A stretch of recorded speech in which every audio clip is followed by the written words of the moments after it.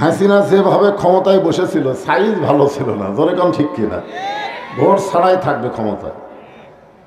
আপনারা যারা এখানে বসে আছেন আপনাদেরও সাইজ করে বসতে হবে, মাঝে মাঝে ফাঁকা রেখে বসা যাবে না, জমে জমে বসা লাগবে।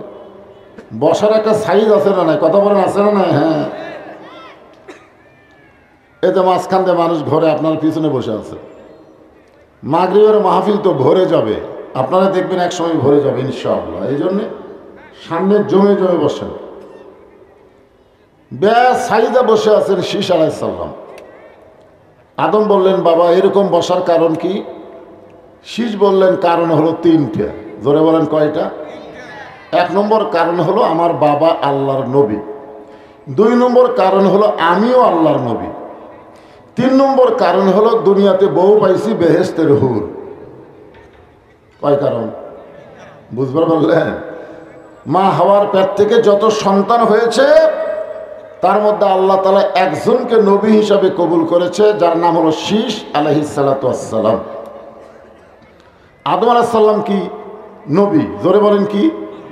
আমাদের আদি পিতা আল্লাহর নবী, বেটা শীষ আলাইহিস সালাম আল্লাহর নবী। তাহলে বাপও নবী, বেটাও নবী। আর বউ পাইছে দুনিয়াতেই জান্নাতের হুর। কারণ জোড়া জোড়া সন্তান জন্ম নিত, আগের জোড়া পরের জোড়ার সাথে বিয়ে হতো, একটা ছেলে একটা মেয়ে। কিন্তু শীষ আলাইহিস সালামের জন্য কোনো জোড়ার জন্ম হয়নি। শীষ আলাইহিস সালাম যখন বয়স হয়ে গেল, তিনটা কাজ কোনো সময় আপনারা দেরি করবেন না। কয়টা? একটা কাজ হলো ছেলে মেয়ে যখন বয়স হবে তখন বিবাহ দিতে দেরি করবেন না। একটা হলো সরকারি বয়স আর একটা হলো দরকারি বয়স। জোরে করেন ঠিক কিনা? আমরা সরকারি বয়সের দিকে তাকায় থাকি, চাকরি বাকরি না হলে বিয়া কেমনে দেয়। রাসূল বলেছেন তিনটা কাজে তোমরা দেরি করো না। একটা হলো ছেলে মেয়ে যখন বয়স হয়ে যাবে বিবাহ তাড়াতাড়ি দিবে, অকাম করার আগেই কাম করা লাগবে। বিবাহ হলো কাম, আর বিবাহ ছাড়া যেটা হলো সেটা অকাম। জোরে করেন ঠিক কিনা? হ্যাঁ। দুই নম্বর হলো কোনো মানুষ যখন মারা যাবে তাকে দাফন করতে অযথা দেরি করা যাবে। আর তিন নম্বর হলো কোনো ব্যক্তি যদি ঋণগ্রস্ত হয়, হাতে যদি টাকা পয়সা এসে যায়, তাহলে ঋণ পরিশোধ করতে আর দেরি করা যাবে না। আদম আলাইহিস সালাম চিন্তায় পড়ে গেলেন যে আমার শীষ বড় হয়ে যাচ্ছে, কি করা যায়? আল্লাহ বলেন, টেনশন নাই, আমি একজন বেহেশতের হুরকে দুনিয়াতে মহিলা বানায়া দেয়া শীষের বউ হিসাবে ব্যবস্থা করলাম। জোরে কোন সুবহানাল্লাহ। তাহলে দুনিয়াতেই বেহেশতের হুর, বাপও নবী বেটাও নবী, মশান থাকার কথা। জোরে কোন ঠিক কি না? আদম বললেন, বাবা শীষ নবীর বেটা নবী না হয়ে বেহেশতের হুরের স্বামী না হয়ে যদি আখেরি জাহানের পয়গাম্বরের উম্মত হতে পারতে তাহলে তোমার জীবন ধন্য হয়ে যেত। এইটা শোনার পরেও যারা সুবহানাল্লাহ করলো না, এরা কপাল পোড়া। কি কথা রে ভাই! নবী না হয়ে, নবীর বেটা না হয়ে, বেহেশতের হুরের স্বামী না হয়ে আখেরি জাহানের পয়গাম্বরের যদি উম্মত হতে পারতে তোমার জীবন ধন্য হয়ে যেত। আখেরি জাহানের পয়গাম্বর বলতে কাক বুঝতেছেন? গোলাম আহমদ কাদিয়ানী। আল্লাহ কোরআনে বলেন, মা কানা মুহাম্মাদুন আবা আহাদিম মির রিজালিকুম ওয়ালাকিন রাসূলুল্লাহি ওয়া খাতামান নাবিয়্যিন। এখানে আল্লাহ উল্লেখ করেছেন মা কানা মুহাম্মদ, মানে কি? আমাদের নবী। আমাদের নবীর পরে কোনো নবী নাই। সবাই বলবেন, এটা কি আপনারা জানেন না? আমাদের নবীর পরে কোনো নবী। যদি কেউ নবীর দাবি করে সেটা কি? ভণ্ড। কি ভণ্ড? পীর। ভণ্ড নবীও কোয়া যাবে না, ভণ্ড শয়তান। শয়তান হচ্ছে ভণ্ড, নবী কোনোদিন ভণ্ড হয় না। নবী নবী, জোরে কোন কথা ঠিক কিনা? হ্যাঁ, আমরা বলি না ভণ্ড পীর। ভণ্ড পীর না, ভণ্ড শয়তান। হ্যাঁ, আমাদের বাংলাদেশে বগুড়াতেও আছে, সিরাজগঞ্জ এলাকায় গোলাম আহমদ কাদিয়ানির কিছু লোক আছে না নাই? আপনারা বলেন তো, কাদিয়ানি যারা, এরা কি মুসলমান? যারা বলেন নবীর পরে কেউ যদি নবী মানে তারা কি মুসলমান থাকে? তারা কি হয়? তাহলে যেই বলবো কাদিয়ানি আপনার বলবেন কাফের, বলতে পারবেন না? কাদিয়ানি আরো জোরে জোরসে বলুন।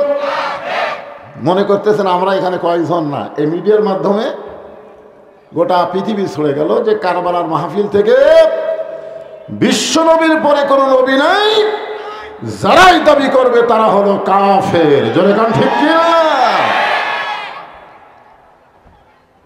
তা আখেরে জাহানের পয়গম্বর বলতে তো আমাকে নবী, তাহলে এই নবীর উম্মত যদি হওয়ার পারে তাহলে নবী, বাপ নবী, বেটা নবী, বউ বেহেশতের হুর। শীষ আলাইহিস সালাম চমকে গিয়ে বলে, বাবা এটা কেমনে, এটা কিভাবে? আদম বললেন, বেটা শীষ তাহলে শোনো, আমি একটা ভুল করেছিলাম। ভুল কি করছিল? আদম আলাইহিস সালাম যে গন্ধম খাচ্ছে, এটা কি ইচ্ছা করে খাইছে? ভুল। ভুল, শুধুমাত্র ভুলের কারণে বহু বছর আমি কান্নাকাটি করছি, কিন্তু আল্লাহ আমার তওবা কবুল করতেছে না। আদম আলাইহিস সালাম যে কোরআনের আয়াত বলে তওবা করছে, তখন কোরআনের আয়াত ছিল না, ওই দোয়াটা আল্লাহ শিখাই দিয়েছিলেন। দোয়াটা আপনার সঙ্গে সকলে পড়েন। রব্বানা, পড়েন, রব্বানা যালামনা আনফুসানা ওয়া ইল্লাম তাগফির লানা ওয়া তারহামনা লানাকুনান্না মিনাল খাসিরিন।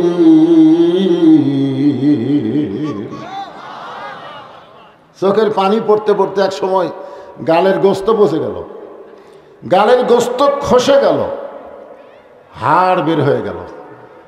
এখন বলেন, এদের জায়গার যদি আমার গোস্তর থেকে হাড় বের হয়ে গোস্ত থাকে না, হাড় বার হলো, তখন আমার চেহারা সুন্দর লাগবে? কেমন লাগবে? আল্লাহ কোরআনে বলেন, লাকাদ খালাকনাল ইনসানা ফি আহসানি তাকবীম। মানুষের অবয়বকে, চেহারাকে আল্লাহ তাআলা সবচাইতে সুন্দর করে তৈরি করেছে। জোরে কোন সুবহানাল্লাহ।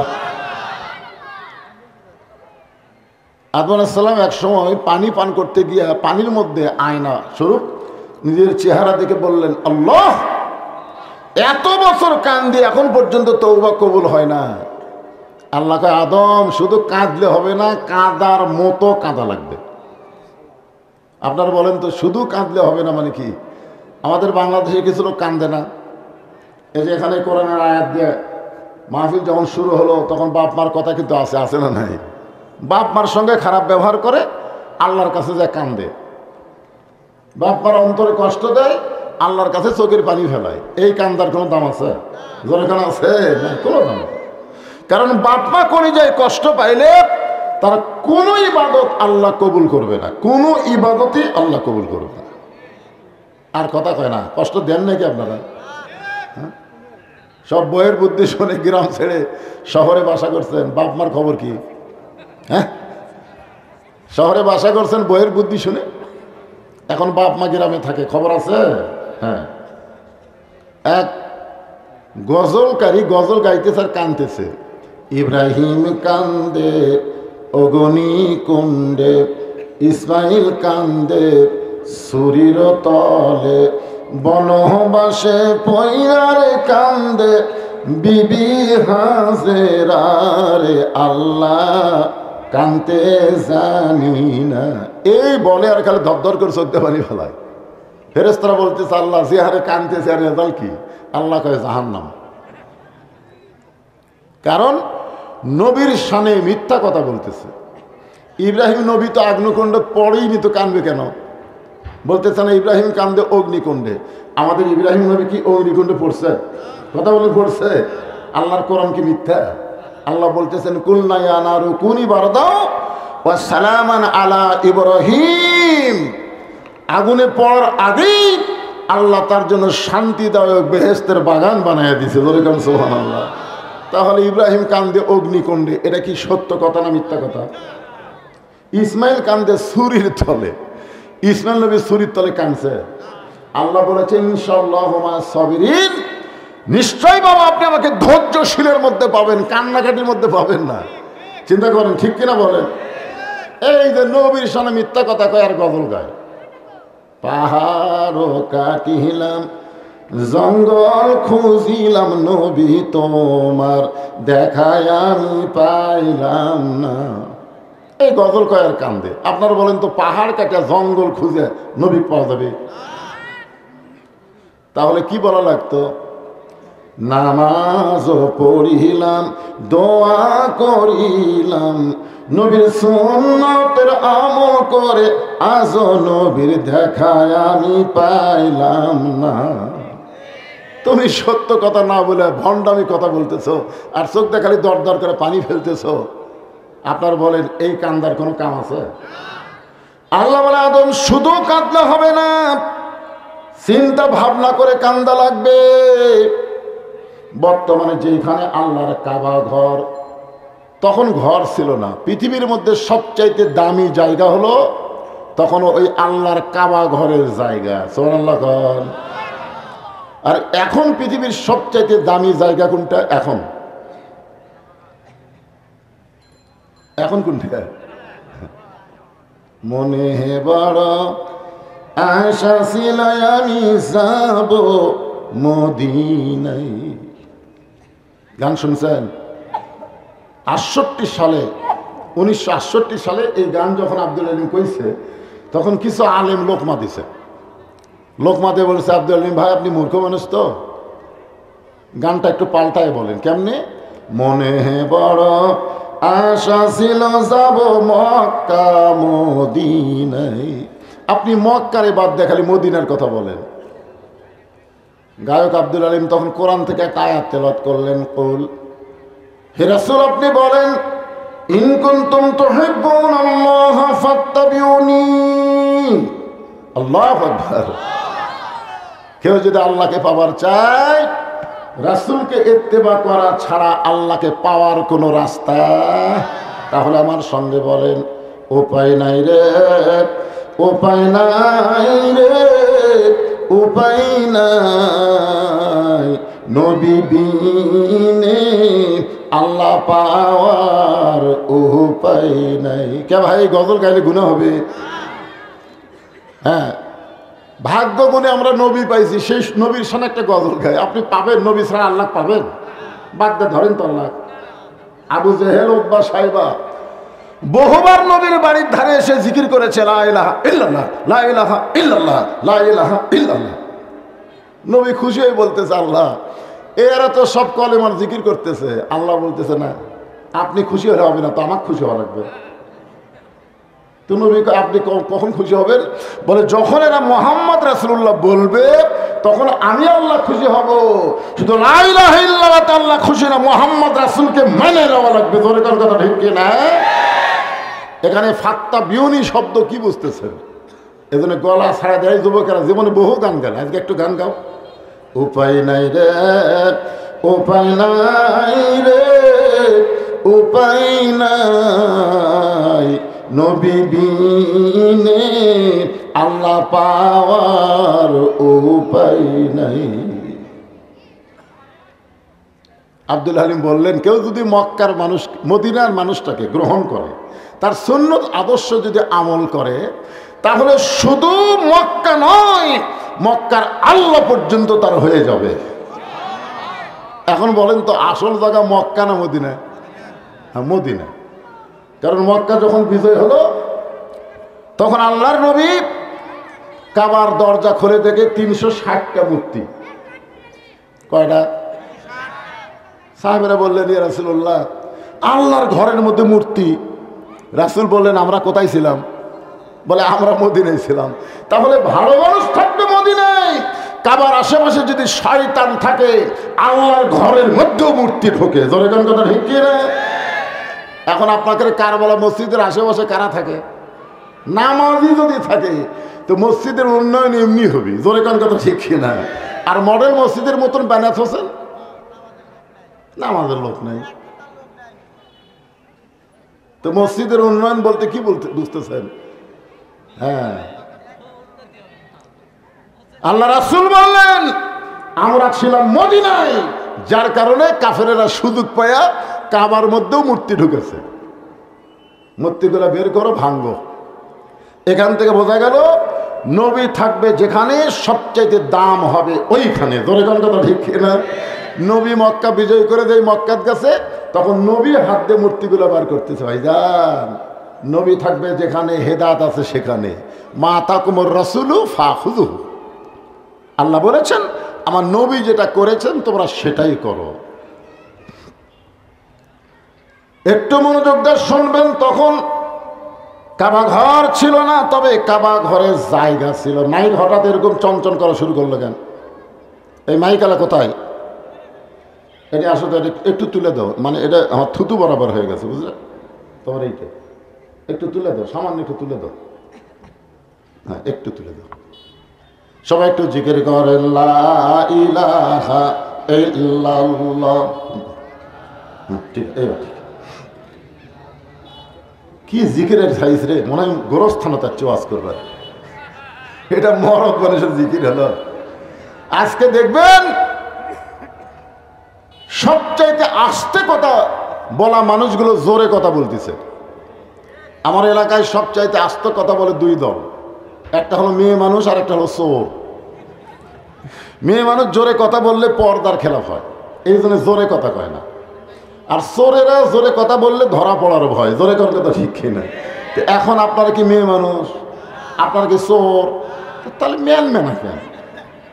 একে ঝাঁকি দিয়ে জিকির করবেন লা ইলাহা ইল্লাল্লাহ, লা ইলাহা ইল্লাল্লাহ, লা ইলাহা ইল্লাল্লাহ, লা ইলাহা ইল্লাল্লাহ, লা ইলাহা ইল্লাল্লাহ, লা ইলাহা, লা ইলাহা ইল্লাল্লাহ মুহাম্মাদুর রাসূলুল্লাহ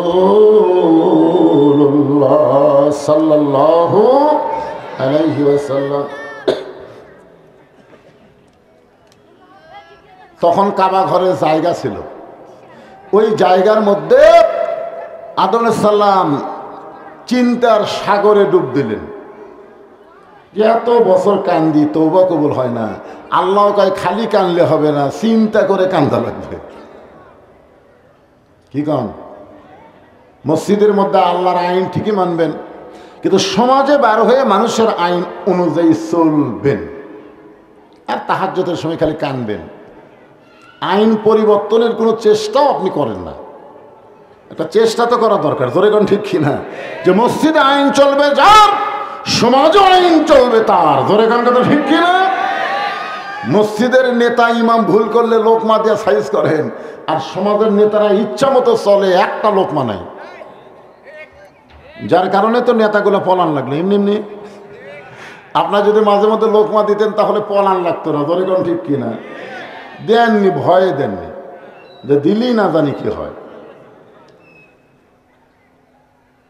চিন্তার সাগর যাকে বলে মুরাকাবা, মুশাহেদা, এমন সময় দেখতে পায় জান্নাতের দরজা তার সামনে, যেখানে লেখা আছে লা ইলাহা ইল্লাল্লাহু মুহাম্মাদুর রাসূল। কি করবো? হ্যাঁ, কি করবো আমি? না, আমার এখানে কোন ঠিক আছে। মুহাম্মাদুর, আদম আলাইহিস সালাম বলে পাইছি পাইছি পাইছি। আল্লাহকে কি পাইছো?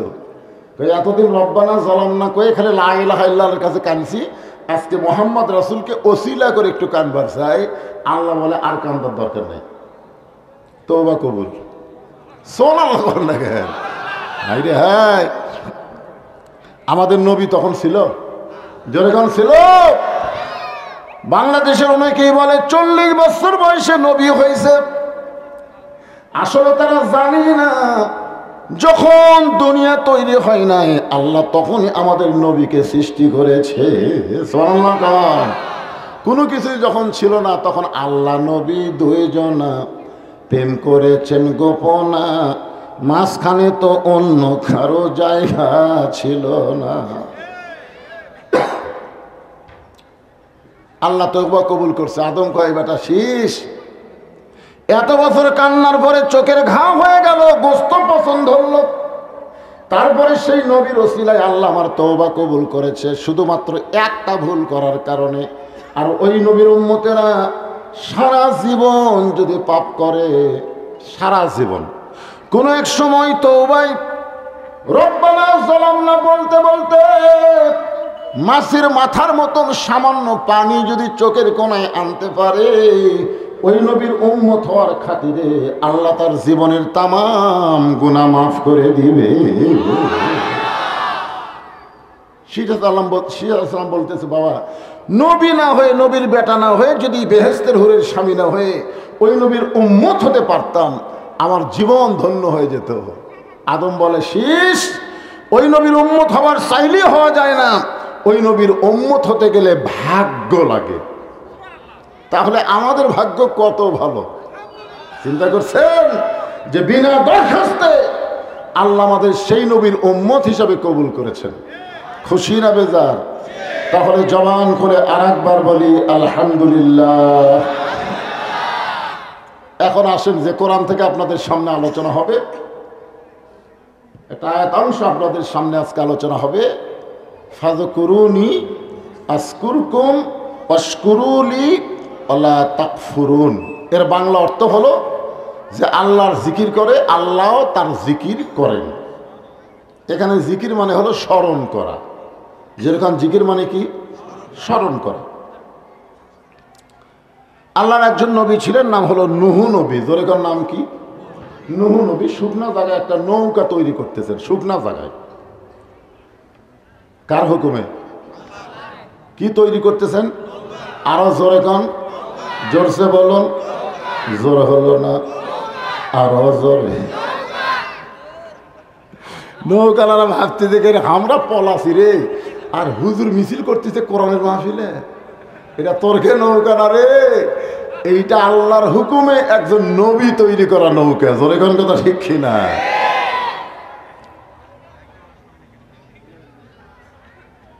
কি নৌকার মিছিল হলো না? মাশাআল্লাহ।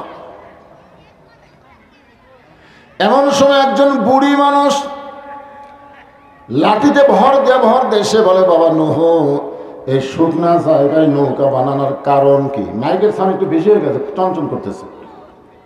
এই শুকনা জায়গায় নৌকা বানানোর কারণ কি? নূহ বলতেছে, বুড়িমা, বন্যা নামক একটা গজব আসবে। ওই গজবে গোটা পৃথিবী পানির নিচে ডুবে যাবে। শুধুমাত্র এই নৌকার মধ্যে যাদের জায়গা হবে, ওই গজবে তাদের কোনো ক্ষতি হবে না। সবাই বলেন সুবহানাল্লাহ।